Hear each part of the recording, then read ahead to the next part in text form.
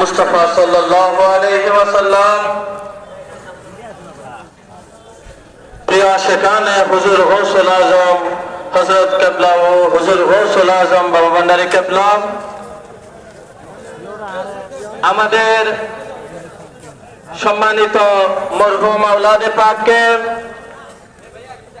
জানাজার সালাত আদায়ের উদ্দেশ্যে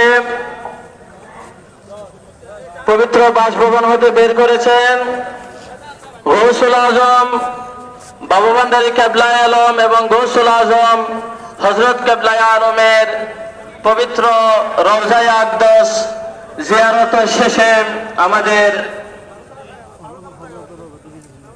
জানাজার সালাত আদায় হবে। জানাজার সালাতে ইমামতি করবেন আওলাদে রাসূল আওলাদে গৌসুল আজম হযরত শাহ সুফি মাওলানা সৈয়দ শাহাদাত উদ্দিন আল হাসানী আল মজভান্ডারী বাবা জানে।